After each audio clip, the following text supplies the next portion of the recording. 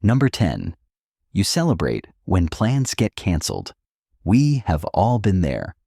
You have a dinner commitment at 7 p.m.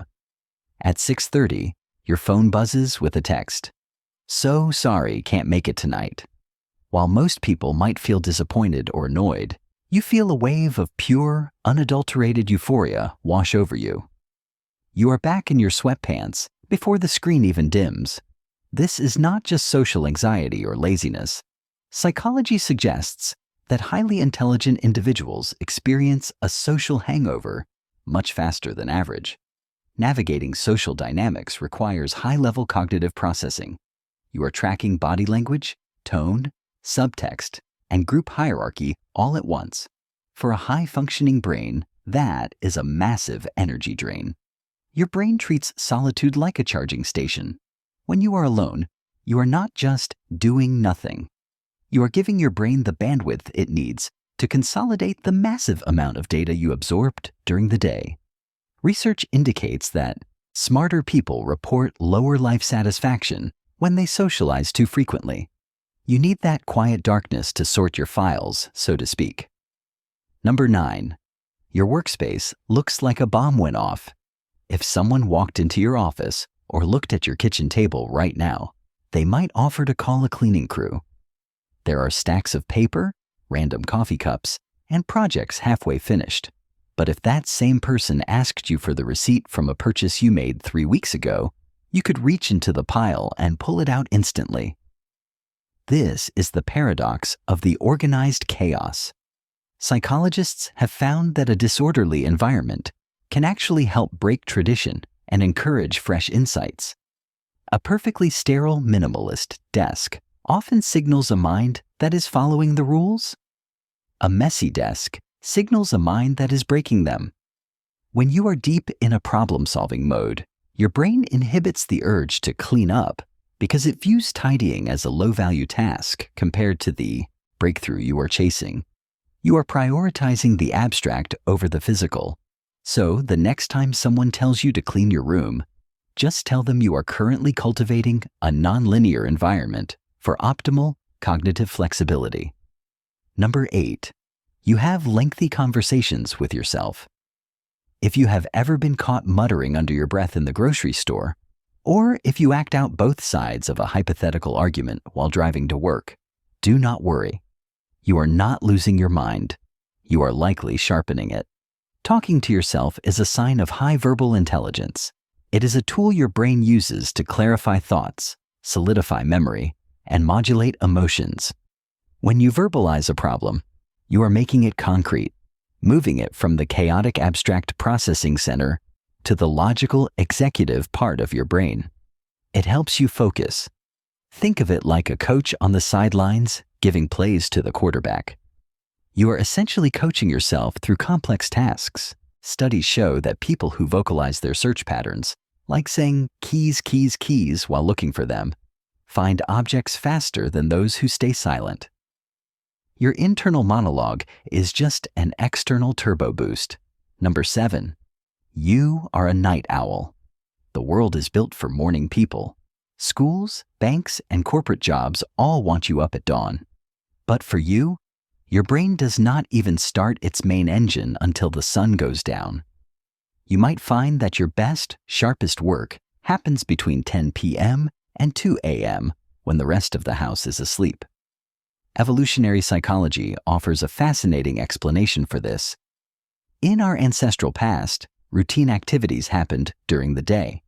However, the night was a time for the unique, the dangerous, and the novel.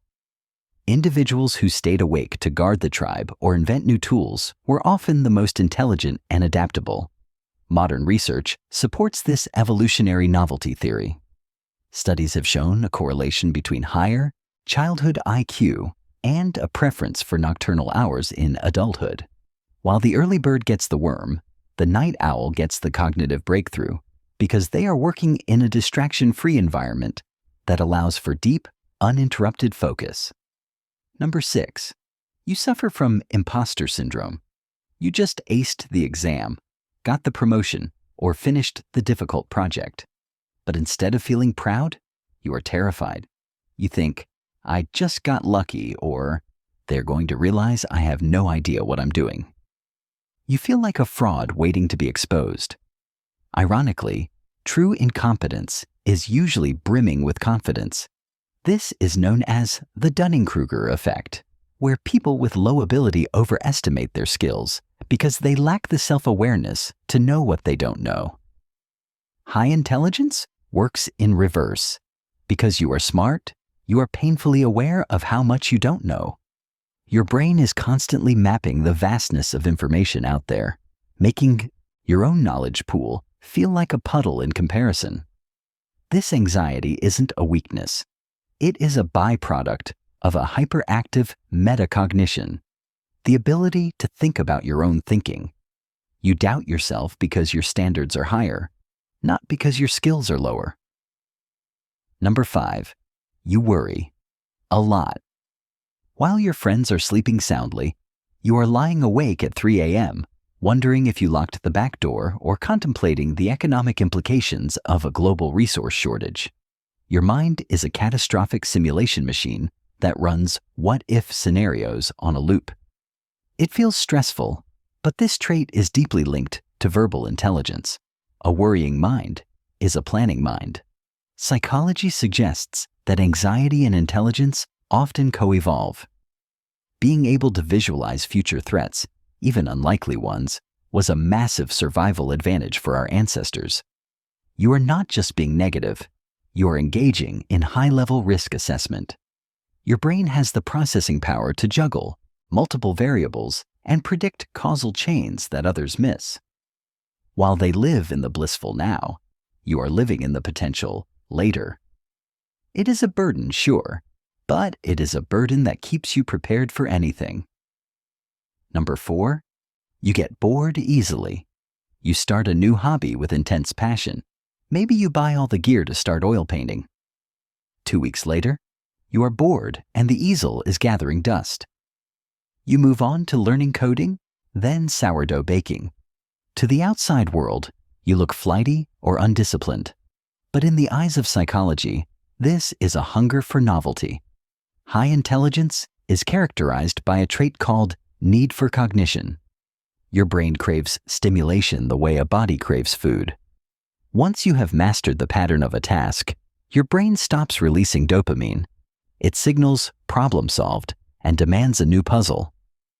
Routine is the enemy of the genius mind. If you find yourself zoning out during repetitive meetings or feeling restless in a job that you have already figured out, it is because your cognitive engine is idling. You are not lazy. You are just intellectually underfed. Number 3, you are the devil's advocate. You are at a dinner party and everyone agrees on a political point. Even if you actually agree with them, you find yourself saying, "Well, hang on. Let's look at it from the other side." You can't help it. You have a compulsion to poke holes in arguments. This can be annoying to friends, but it is a hallmark of critical thinking. High intelligence involves the ability to hold 2 opposing ideas in your mind at the same time without accepting either one immediately. You are testing the structural integrity of an idea. Research suggests that intelligent people are less likely to fall for confirmation bias. You are not satisfied with the easy answer or the group consensus. You want the truth, even if it means arguing against your own feelings. You are not being difficult. You are stress testing the logic of the conversation. Number 2, you have a dark sense of humor. When a tragedy happens in a movie, or someone trips and falls, you might be the person suppressing a laugh while everyone else gasps. You appreciate irony, satire, and jokes that might be considered twisted or inappropriate by polite society. Do not worry, you are not a sociopath. A study published in the journal Cognitive Processing found a strong link between high verbal and nonverbal intelligence and an appreciation for black humor. Why? Because dark humor is complex. It requires you to process the horror of a situation and simultaneously reframe it as benign or absurd, all in a split second. It is a form of cognitive emotional regulation. You are looking at a dark reality and using wit to defang it. It requires high emotional stability and low aggression to process these jokes correctly. So if you laugh at the morbid stuff, it just means your brain is agile enough to find the light in the dark. Number 1. You can spot the ending of a movie within the first 15 minutes. You are watching a mystery thriller. While your partner is on the edge of their seat, you are sitting back, sighing, and saying, "The barista did it." It's obvious because of how he held the coffee cup in the second scene. And you are usually right. This is the superpower of pattern recognition. It is perhaps the single highest correlation to general intelligence, G factor. Your brain is an accumulation machine. It takes current data points and cross-references them with every other pattern you have ever seen in your life, whether it is predicting the stock market, realizing a friend is lying based on a micro-expression, or spoiling a movie. Your brain is subconsciously calculating probabilities. You see the invisible threads connecting events.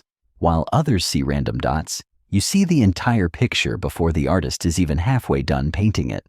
So, how many of these weird habits did you recognize in yourself?